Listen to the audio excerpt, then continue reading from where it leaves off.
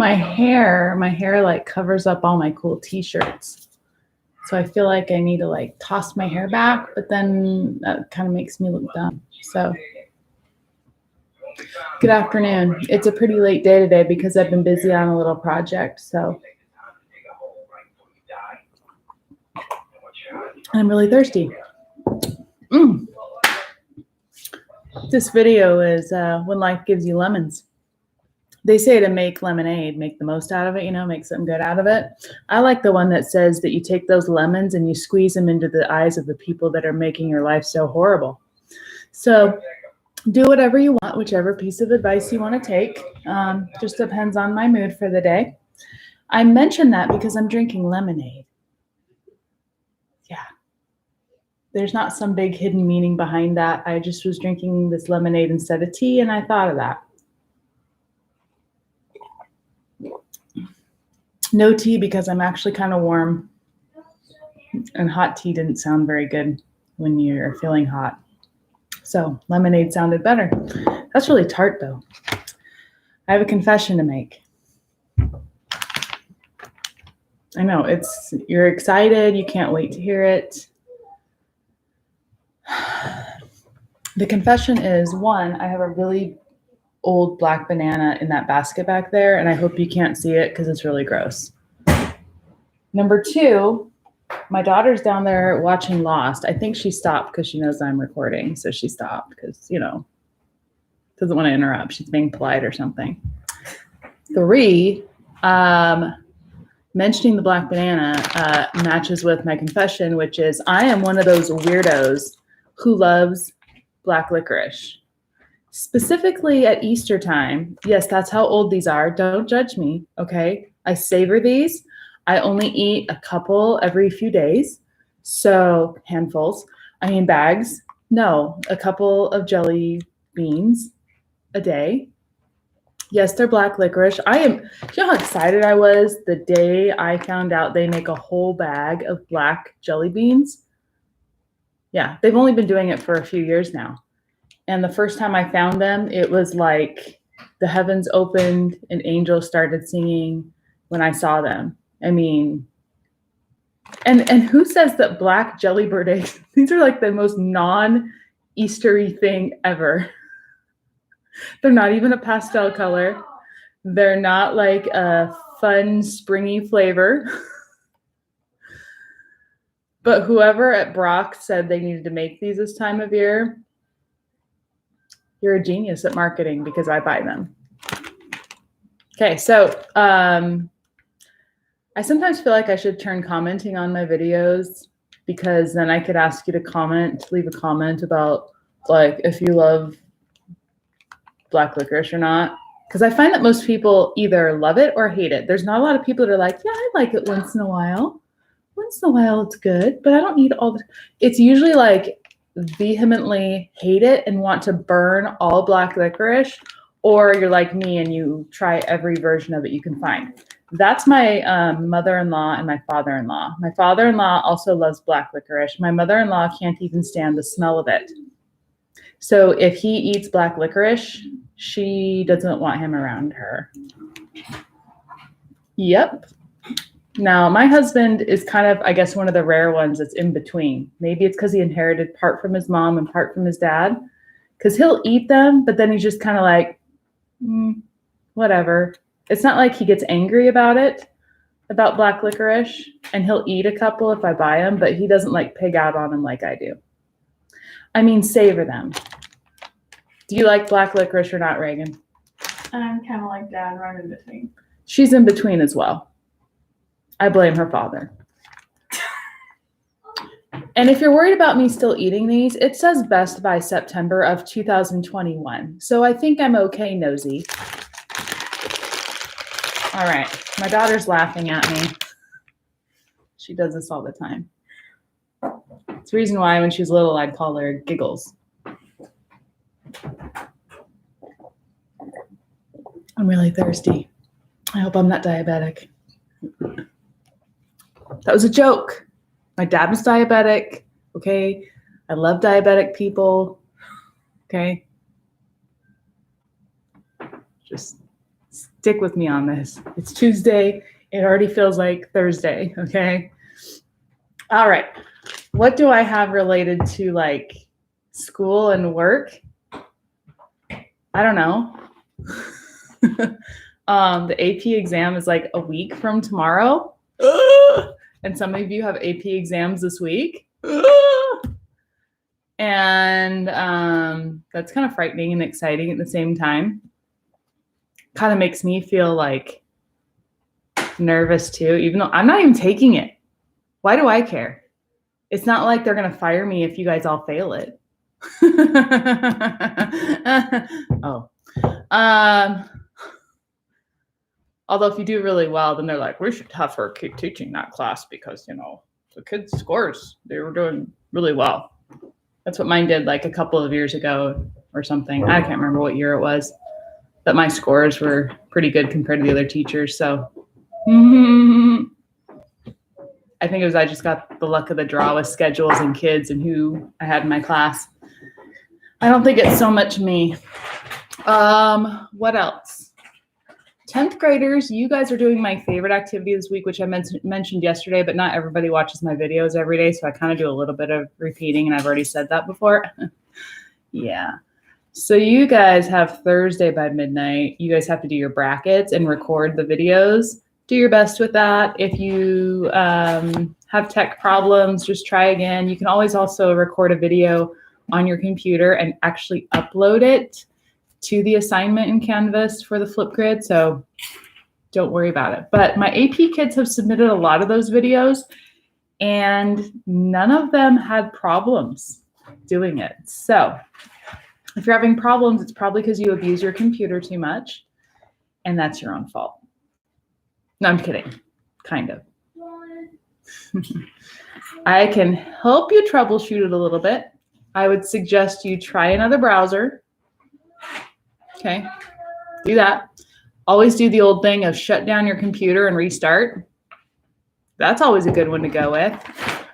Make sure you've actually allowed it to use the camera and the microphone. Some kids just like start clicking stuff when things start popping up, or they don't even realize a pop-up window appeared up in the address bar. So make sure you check that and allow it. I feel like my computer keeps freezing up during today's live session. Weird. AP, you guys have two different assignments, one for those taking the exam and one for those who are not. You're welcome to do both if you really want, but I figure those that are taking the exam have plenty that they should be doing to prepare or have other exams to prepare for. Next week is also two different assignments. You'll find out more about that when I email out about it. No sneak peek. What else? My daughter's sitting here eating chips and dip right in front of me while I'm on a video. She thought she was being polite by not watching her video like in the other room where we could hear it, and then comes in and gets out chips and eats at the same table like right next to me.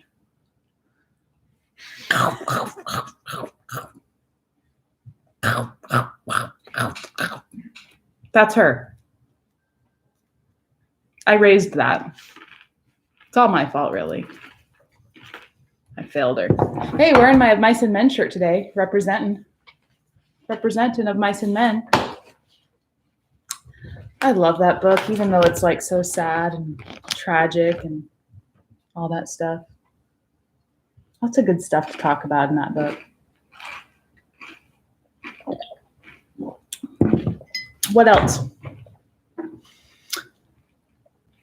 Oh, I realized that my daughter's school district is doing things very different with grading than Kent School District.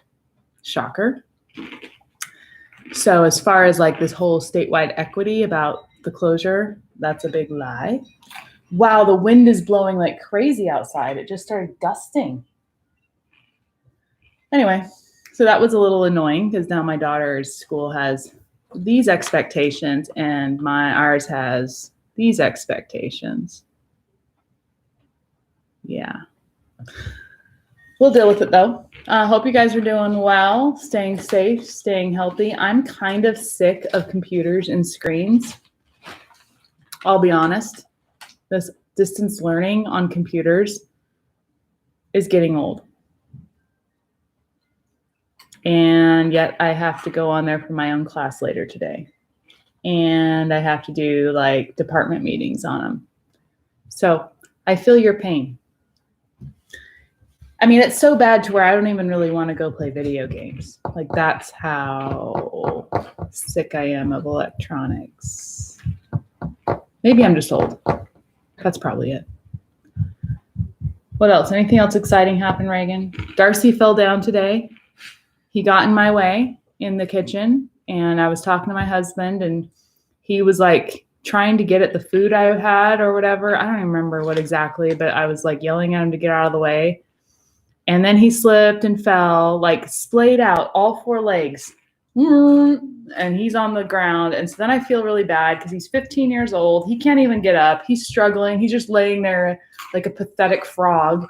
And so I had to lift him up, get him over to a rug. Keep in mind, he weighs like 80 pounds. I mean, he is not a small animal. Poor thing. So then I felt bad because he fell down because he was trying to like get in my business and follow me around. And he does that where he gets like right by your feet. And so then, anyway, poor thing. And nothing else exciting today. No. She agrees. She agrees. I went to the store with my mask on. And it's interesting to go to a store. This is a side talk from Mrs. Thomas. Going to a store and just observing behavior of other human beings. Like, for example, the person that goes in the store without a mask, but then goes to get a cart and uses like 3 sanitizing wipes from the communal sanitizing wipe container to clean off their cart. That's interesting. I mean, what germs are they afraid of exactly? Obviously not airborne ones, so just the surface level ones. And which germs only exist on surfaces and not in the air? I mean, I know there are more on surfaces than in the air. For example, like fecal matter. You can have that where somebody touches something and it's on there, and that's disgusting. That's how you get hepatitis. I don't remember which hepatitis, but it's one of them. So that's interesting. Seriously, there was a guy at Fred Meyer when I got there. I'm just waiting to get my thorough cleaning, even of places he knows he's not going to be touching. Don't tell me that you're touching clear up the sides of the cart. Drives me bananas. My connection's unstable, it says. It's probably because of the wind. Uh-oh. Is this even recording anymore? I don't know. It's probably because that guy has magical powers, and I'm saying not mean things about him, and so now it's coming back to get me. Anyway, I know his whole cart isn't nasty and dirty, and so he didn't need to scrub down the whole thing. And I just need to get my cart so I can go in and get my graduation gift cards and all that type of stuff, and get some stuff for the house that we needed and some vitamins, and he needed to get out of my way. Yeah. And then there's some people that, like, I swear they're purposely playing chicken with me in the store. Like, I'm pushing a cart down the aisle, and I found an aisle that had no one in it, and I start going down there, and so then somebody's coming down the opposite way, and they see me there. They look at me, and they're like, should I go or not? And they're like, I'll go. Not only do they go like they're coming straight for me. Like, they're not even trying to hug the side. They're like right in the middle. So then you're like, okay, you try to start going to the right, but they're still in the middle. And you're like, do I just straight on run into this person? I don't know. I mean, I thought we were supposed to be keeping six feet away from people. This person's like asking for death or something. I don't know what's going on. So there's those people. Or the ones that they're like taking 20 minutes to decide like which loaf of bread they want to buy as though it's the first time they've ever purchased bread in their life. They're like, do I want the one with the added vitamin A or do I want the one with the omega-3? Which one? This one says it's an extra wide loaf. That'd make some big sandwiches. But there's fewer slices. I don't know which one to buy. Yeah, those people. And you're like, I just need to get to the Sara Lee. Can you just move? Like, I don't want to get in your 6-foot bubble. But seriously, you're tempting me right now. Trust me, I could do a whole routine about going to the grocery store. It's kind of what I'm doing right now. And chicken. We're running out of chicken. So there's an issue with like the meat processing plants are having people that are sick, and so they're having to shut down. So then all these, and my husband and I verified this with some friends of ours who raise pigs for slaughter, and they have a farm and stuff in Idaho. And he asked them, is it true that you guys are having a problem with the production line and that you're going to have to start like slaughtering animals, euthanizing them because of the slaughterhouse? And they said, yes, that's a possibility. And they're trying not to, but you know, especially with like pigs, there's a certain age where you have to slaughter them. I know you didn't want to know this. I'll stop talking about it. Anyway, there's a certain age I'll just stop after this one last point. All your vegetarians. Yeah, all my vegetarian students, I'm sorry, if you're vegan and vegetarian, you're hearing all this stuff and you're like, stop, this is like my nightmare. And I'm like, I know, but it's interesting what's going on. So anyway, they have to be taken care of at a certain time. And so they either have to euthanize the animals. Why don't they adopt these animals? That would be a good solution. Maybe we should have adoption-thon. And we could adopt all the pigs. It'd be like Charlotte's Web. That's what we could call it. We could call it, what's the pig's name? Wilbur, right? Mm-hmm. Wilbur is the pig from Charlotte's Web. We'll call it Wilbur's Friends. And you adopt a pig that would normally go to slaughter, but can't because the slaughterhouses are closed. But they're just going to euthanize them and like throw them away. So instead of euthanizing them, we'll give them a home. And then someone can just raise this gigantic pig that you'll never be able to eat, just so you know. And it's not one you can keep in your house, because if you've never seen like a real big pig, they're gigantic and frightening, a little frightening. But we could adopt them out. This is a great idea. I'm coming up with so many good ideas during quarantine. You know, it's a wonder why I'm not a multimillionaire. Did you show them your Tiger King thing? Yes, I showed them Tiger King yesterday because I opened it yesterday and totally got nerded out about it. My daughter's wondering if I showed Mr. Joe Exotic to you guys. If you missed that, that was on yesterday's exciting program where I got a surprise delivery in the mail. No one is fessing up to it yet, by the way. There's the update. I totally forgot I was going to update you. So the thing arrives in the mail yesterday. I lost the bidding war on eBay. Okay. I lost it because I forgot when it ended. And then I got the notification that I lost and someone else won. They beat me by $1. I was angry. I was sad. I went through all the stages of grief. So she's laughing at me again. So then I get this thing in the mail and it's from Liz. And I told you that yesterday. Anyway, so I open it up and it's this hand crocheted doll of Joe Exotic from Tiger King. There's no note, nothing. Liz won't fess up to what happened. She will not tell me who won and gave it to me. So it's somebody I know. It's a friend, someone who's on Facebook who also knows Liz.